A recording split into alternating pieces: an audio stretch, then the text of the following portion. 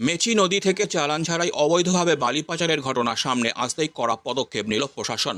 সীমান্তরক্ষী বাহিনী এবং পুলিশের সহযোগিতায় বুধবার ভোরে অভিযান চালালো খড়িবাড়ি ভূমি ও ভূমি রাজস্ব দপ্তর।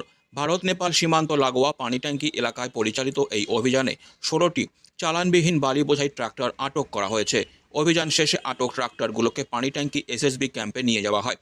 প্রশাসনের পক্ষ থেকে জানানো হয়েছে, দীর্ঘদিন ধরেই এই অঞ্চলে অবৈধভাবে বালি পাচারের অভিযোগ আসছিল।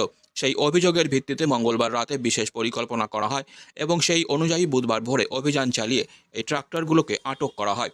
খড়িবাড়ির ভূমি ও ভূমি রাজস্ব আধিকারিক প্রতিমা সুব্বা বলেন, অবৈধভাবে বালি পাচার কোনোভাবেই বরদাস্ত করা হবে না। আমরা সবাই মিলে এই চক্র বন্ধের উদ্যোগ নিয়েছি। গাড়ির মালিকদের খোঁজ চলছে এবং আটক ট্রাক্টরগুলি বাজেয়াপ্ত করা হয়েছে। ভবিষ্যতেও এ ধরনের অভিযান লাগাতার চলবে। আজকে আমরা অনেকদিন ধরে আমার কাছে কমপ্লেন ছিল, এসএসবি থেকেও কমপ্লেন ছিল, আর অনেক সোর্সেস থেকেও আমাদের কাছে কমপ্লেন এসছে। ওটার জন্য আমরা এটা গোপনীয় একটা অভিযান যেটা আছে ওটা আমরা প্ল্যান করলাম। এটা আমরা কাউকে ফ্ল্যাশ করলাম না, এটা আমাদের মধ্যে। আর মেনলি হচ্ছে এসএসবি সাহেব, ওখানে যে মোহিত সিং, কমান্ডেন্ট মোহিত সিং, উনি প্ল্যান করেছে সব। তারপরে আমাদেরকে ওসি খড়িবাড়িও অনেক হেল্প করেছে। উনি যখন আমি পুলিশ চেয়েছি তখন উনি মানে উইদাউট এনি ডিলে উনি আমাকে লোক পাঠিয়ে দিয়েছেন। তো এটা আমরা হঠাৎ করে কালকে আমাদের মধ্যে প্ল্যান হলো, আর আজকে সকালে ভোরবেলাতে আমরা রেডি ছিলাম। যেরকম আমরা কমপ্লেন পেয়েছি সূচনা ওইরকমই ঠিক সিম ওইরকমই ছিল। যেটা কমপ্লেন আমি পেয়েছি অ্যাকচুয়ালি ওর থেকেও একটু বেশি ইলিগাল অ্যাক্টিভিটিস আমি ওখানে নোটিস করলাম। তারপরে আমার যে রেড স্পেশালিস্ট সোনাম ভুটিয়া, ওর অনেক অভিজ্ঞতা আছে, এর আগেও অনেক রেড করেছিল, নাম করেছে। তো উনি একটা স্ট্র্যাটেজি করে আমরা এরকম ধরেছি। আর ফিউচারেও এই জিনিসটা আমরা জারি রাখবো, কিন্তু ডেট গুলো যেটা আছে সেটা গোপনীয় থাকবে।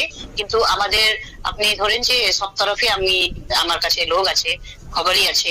আর মেনলি হচ্ছে আমাদের স্ট্রেংথ এসএসবি আছে, কারণ কি এসএসবি ওরা যে ওখানে যারা আছে তাইনাত আছে, একজন সিপাহীর কাছে মোবাইল আছে, ওরা ছবি তুলে ওদের কমান্ডেন্টকে দেয়, আর কমান্ডেন্ট আমাদেরকে খবর দিয়ে দেয় যে আপনি একটু দেখেন।